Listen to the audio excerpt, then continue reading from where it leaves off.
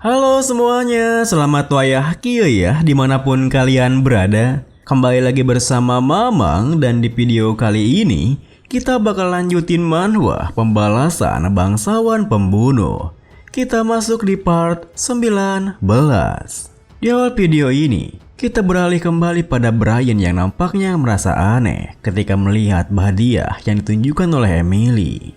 Nona, apa ini hadiah untuk Tuan Muda Xian? Aneh. Entah kenapa firasatku jadi tidak enak. Emily membalas, "Hah? Apa ada yang salah?" Brian menimpali. Habisnya, Tuan Muda asal belum pernah memberikan hadiah pada Tuan Muda Xian. Tentu saja, Brian mengatakan itu bukan tanpa alasan. Meskipun memang cuma mengamatan pribadi, tapi ia selalu merasa kalau Xian menyimpan kebencian terhadap Asel. Semacam kebencian yang tampak lebih dalam dari masalah keluarga sepele. Kemudian, suasana di sana pun bertambah aneh ketika Nana, yang mata naganya telah aktif berkata, "Brian, kita harus kabur dari sini. Ada semacam bahaya yang datang kemari." Tentu saja, perkataan Nana membuat Brian dan Emily kebingungan. Ditambah lagi, tiba-tiba saja ada sesuatu yang menyeruak menghancurkan lantai di belakang mereka. Hingga seketika itu juga, Brian dan Emily menarik pedangnya sembari berteriak, "Nona Emily, pergilah dari sini."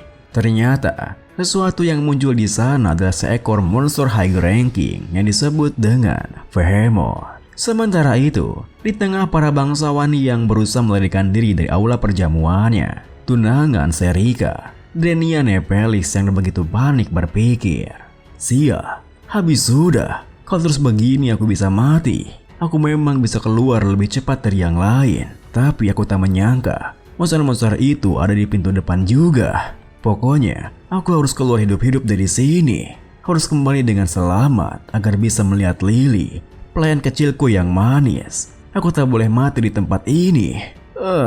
Memikirkannya saja membuatku ngacang.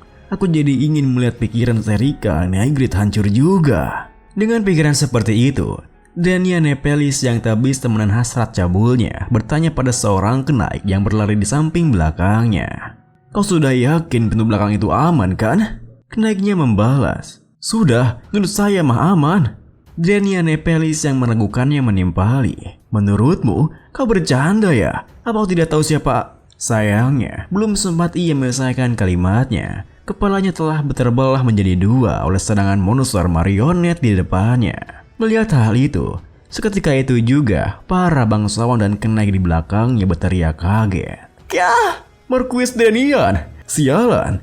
Apa kita akan mati di sini?" Di tengah keputusasaan mereka, Alice muncul dengan tekniknya Aqua Blast yang dikombo dengan teknik Luna Freeze. Melihat serangan combo mereka berdua yang bisa membakukan beberapa monster marionetnya sekaligus, seorang kenaik yang begitu terpukau berkata, "Wah, hebat! Monster-monsternya bisa dihabisi dalam sekejap. Siapa mereka ini?" Dengan lantang, Alice berteriak, "Aku Alice Bird. Pertempuran masih belum berakhir. Segera lindungi Tuan Putri." Mendengar teriakannya, seketika itu juga kenaik tersebut menatap Putri Arin yang tengah membantu Luna yang kelelahan. "Tuan Putri, apa Anda baik-baik saja?" Putri Arin membalas, "Aku tak apa, tapi dia tidak."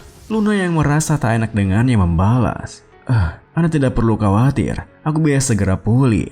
Putri Arin menimpali, "Bukannya jelas sulit ya?" Luna melanjutkan, "Serangan berikutnya akan segera datang. Anda harus pergi dari sini, Tuan Putri." Tentu saja, hal itu membuat Putri Arin kebingungan. Meskipun begitu, para kenaik di sana langsung bergerak melindunginya. "Ayo, lindungi Tuan Putri, bentuk formasi." Alice yang tak bisa tinggal diam mengatakan, "Biar gue bantu kalian, kenaik penjaga. Gunakan magic barrier untuk melindungi bangsawan. Tetap bertahan sampai pertempuran ini berakhir. Untuk kenaik kekaisaran, kalian lindungilah Tuan Putri dan bantu seandainya terjatuh. Akan kulakukan semua yang ku bisa untuk menghantarkan mereka." Tepat setelah ia mengatakan itu, gerombolan monster marionetnya pun kembali berdatangan, yang membuat Alice terdiam berpikir, sekalipun terus kukalahkan satu demi satu, mereka hanya akan muncul lagi di tempat lain.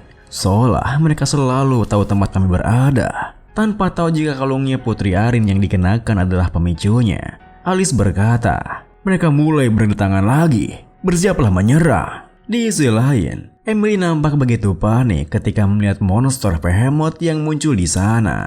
"Kya, lakukan sesuatu atuh ih." Brian yang berusaha melindunginya berpikir, bisa-bisanya monster naik ranking muncul di istana. Seperti kata Tuan Muda, ada sesuatu yang sedang terjadi. Sampai sekarang selalu ada Tuan Muda yang melindungiku. Tapi aku juga harus bisa melindungi diriku sendiri. Dan sekarang ini cuma aku saja yang bisa melindungi mereka berdua. Tapi dia ini terlalu menempel. Aku tak bisa fokus bertarung. Tanpa tahu jika Brian terganggu oleh dirinya yang begitu menempel pada punggungnya, Emily malah berkata, "Ayo, aku percaya padamu. Kau pasti bisa." Tepat setelah Emily mengatakan itu, monster Behemoth-nya tiba-tiba saja meraung diikuti oleh ayunan bercakarnya. Seketika itu juga Brian menangkisnya sembari berkata, "Jangan terpisah dariku." Nah, berhasil terhenti. Bagus, seharusnya aku bisa. Namun, belum sempat ia menyelesaikan kalimatnya, sedangkan monster Behemoth-nya kembali datang, bahkan lebih kuat dari seberangan sebelumnya, yang membuat Brian bekerja keras untuk menangkisnya. Lalu, di saat Brian menangkis serangannya mati-matian, Emily yang tak bisa melakukan apapun bertanya, "Kamu baik-baik saja, kan?" Sembari terus menangkisnya, Brian membalas, "Jelas, jangan khawatir, takkan kubiarkan dia melukaimu." Sayangnya, tepat setelah ia mengatakan itu, monster Behemoth-nya menerjangnya dengan mulutnya yang menganga, hingga Brian yang tak bisa bereaksi hanya terdiam berpikir, apa hidupku akan sampai di sini saja? Maaf Tuan Muda." Untungnya, sepersekian detik sebelum monster Behemoth-nya bisa menggapainya, ada sesuatu yang menghantam monster Behemoth-nya dengan sangat cepat, yang membuat Brian dan bahkan Emily terkejut. Itu apa? Ternyata, sesuatu yang menyerang monster Behemoth-nya adalah Nana, yang kini telah menunjukkan sayap dan ekor naganya. Kita beralih kembali pada para Knight dan Alice yang tengah melindungi para bangsawan dari serangan monster marionet.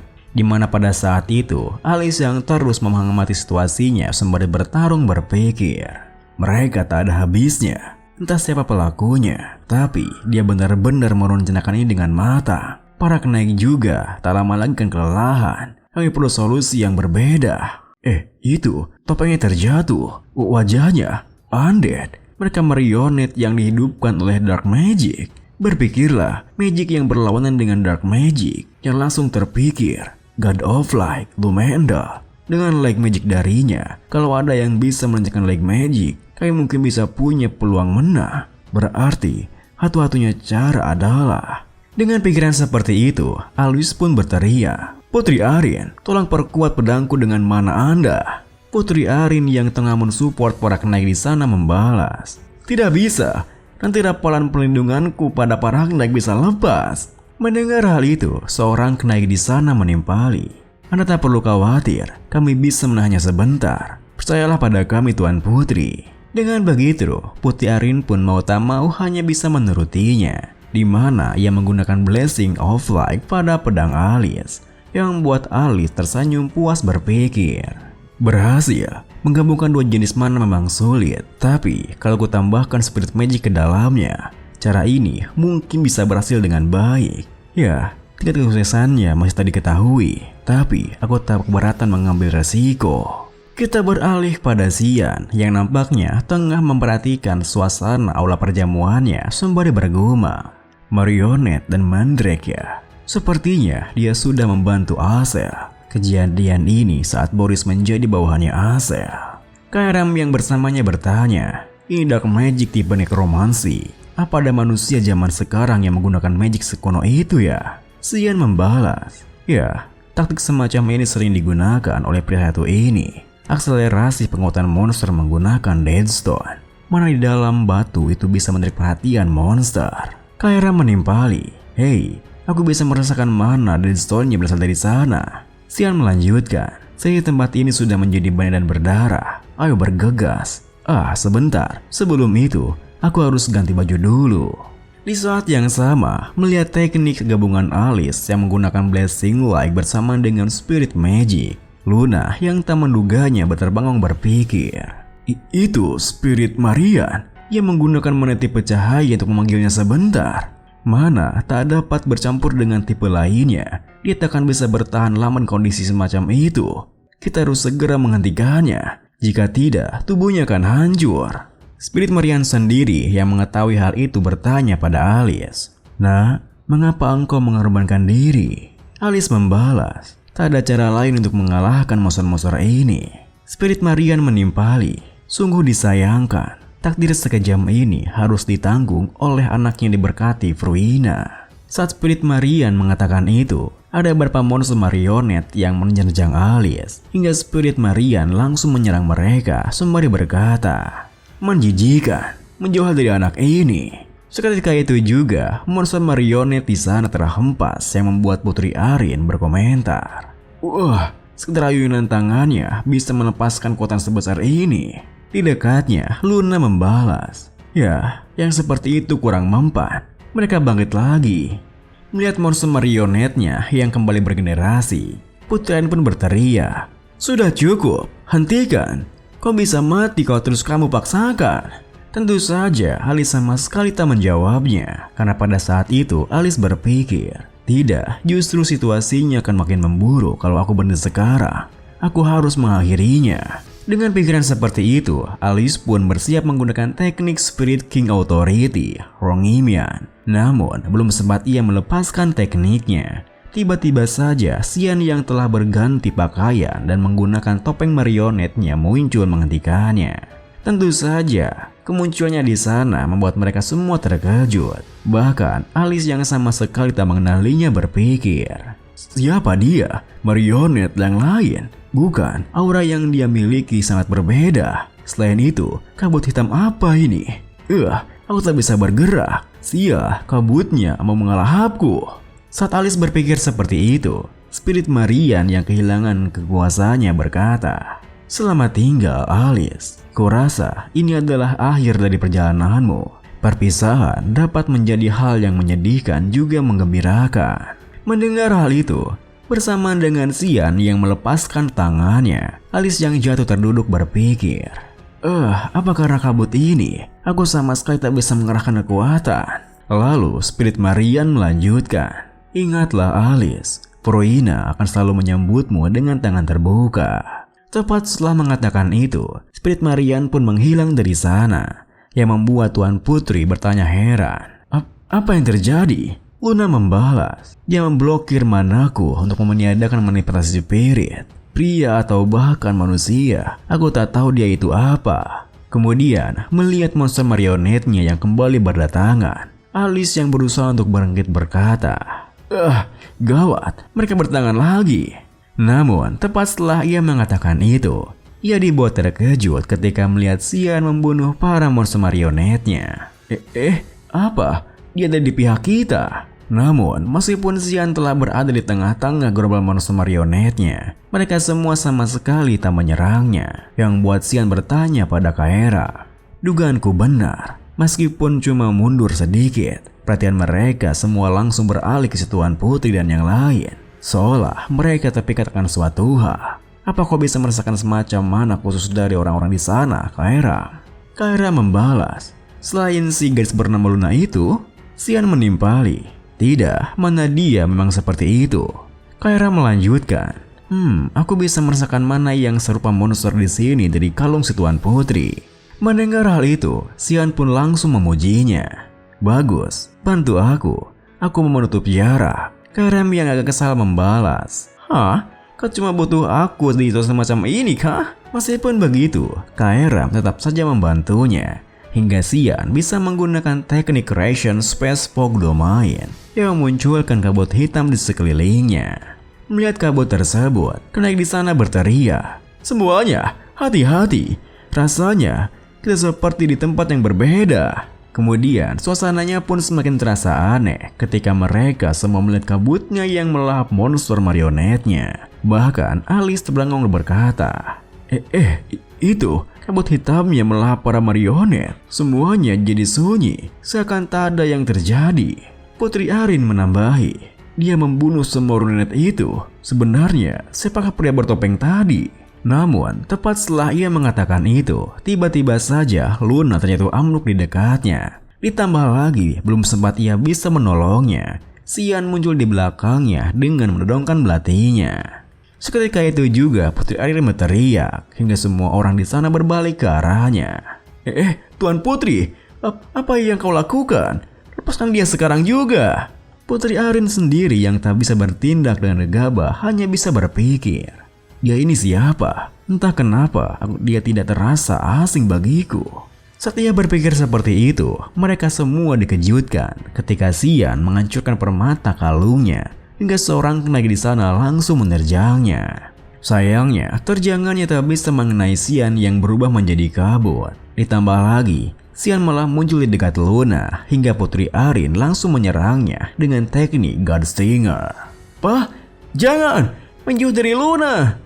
Tentu saja serangannya sama sekali tak bisa mengenai Xian yang kembali berubah menjadi kabut dengan mengatakan, "Tak perlu khawatir, aku tak berniat melukaimu. Permatanya sudah kuhancurkan. Jadi monster-monster itu harusnya takkan tertarik padamu lagi. Pergilah ke gerbang depan dan keluarlah dari istana. Sudah kebersihkan jalannya." Bersamaan dengan kabut di sana yang mulai menghilang, Putri Arin yang kebingungan berpikir, "Tunggu, jadi kalung yang kakak berikan ini adalah alasan kenapa monster-monster itu kabutnya tempatnya di rumah kembali. Tapi siapa pria itu?" Saat ia berpikir seperti itu, Knight di dekatnya bertanya, "Tuan Putri, apa Anda terluka?" Putri Arin membalas, aku tak apa. Alice dan Luna bagaimana?" Alice yang membantu Luna membalas, "Kami juga tidak apa. Sebaiknya kita keluar dari gerbang depan seperti yang dikatakan orang tadi." Pada saat itu, Alice berpikir, prioritas utamaku sekarang adalah mengamankan anak-anak. Pria barusan bisa belakangan. Namun di saat ia berpikir seperti itu, Luna yang baru tersadar dari pingsannya nampak terbangun dengan mata yang tidak seperti biasanya. Dan video pun diakhiri dengan, sementara itu, Emily yang nampak terkejut dengan perubahan Nana di sana bertanya, Sebenarnya gadis itu kenapa? Kamu yakin dia cuma pelayan kan?" Brian membalas, Aku juga tidak yakin. Aku belum pernah melihat dia seperti ini." Nana?